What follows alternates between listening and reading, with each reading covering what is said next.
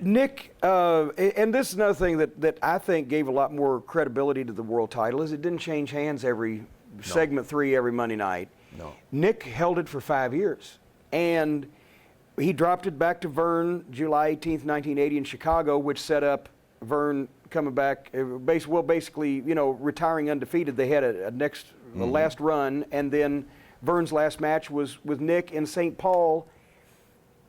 I know why he did it, but at that point, it was Minneapolis, St. Paul. His career came full circle, back to where he started. He wanted to retire undefeated. He should have done that, but should he have been the champion? Should he have put the belt on himself for the last run? Did he need it? It's Verne Gagne on his retirement tour. Because a lot of people say, well, but geez, they broke up the lineage. Did he need the belt to retire? I don't know. I don't. I mean, I think for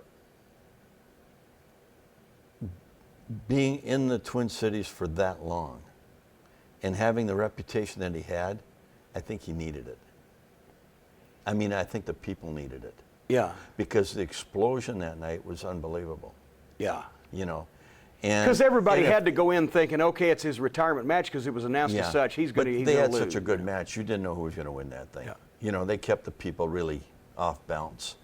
And that explosion at the end, and with, some of his, Bud Grant was there, who he played football with at Minnesota, coach of the Vikings.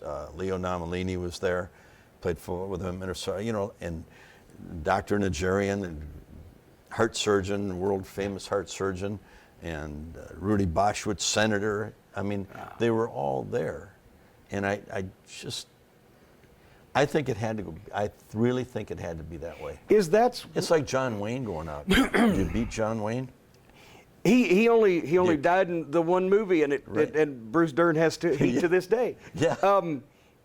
At the same time, do you think that's another thing we're missing out on wrestling these days? Who's going to have a giant retirement ceremony in 20 years? Is there going to be senators coming to the see the last match of Hornswoggle? The only guy that could maybe do it, and he's not around enough anymore, is The Rock.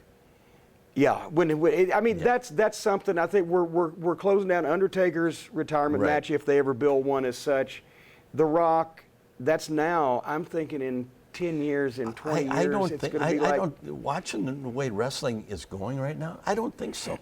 The guys are as interchangeable as the American Gladiators now. Who was that American Gladiator with the blonde hair? Okay, yeah. When we wrestled, and I see it all the time when I watch the WWE, there's no emotion. There's no emotion from the fans to the individuals. Oh, I see one kid right now, that Daniel Bryant, because he sold a little bit. Yeah. And he's a good underdog for him. And he gives him a good match. But he's getting away from the selling part of it. Getting the emotion. Well, he's been selling too much. He's hurt now, and again out of action. He might be done.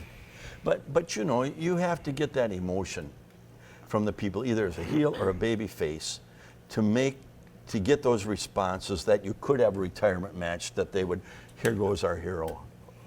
Don't you think?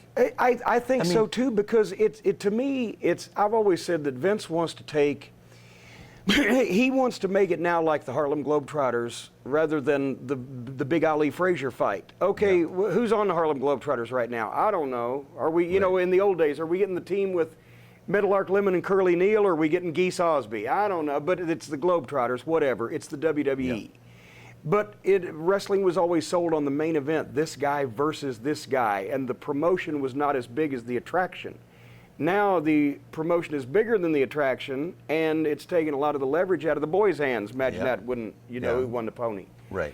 No, I mean, I'm glad you see it that way, because I do too, and I think there's a niche right now, and I've told this to people, and I laid out a plan, that there's a style between the WWE and the UFC that can come in, and if you have the right talent, you can really put some hurt on them. More but there you just the qualifier. If you have the right talent, it's hard to find the right talent anywhere. The talent, though, and there's a way of creating it that nobody's ever done before. and I'll talk to you about it afterwards. I was my about to friend. say, can we put this on tape or just amongst friends? Now let's get back to the 80s. Yeah, I'm sorry. But the 70s were hot, everything was great, but the early 80s business in the AWA was pretty much the biggest ever, right? Adnan El-Kazi got a hot group. Crusher was still over after 30 years in the business.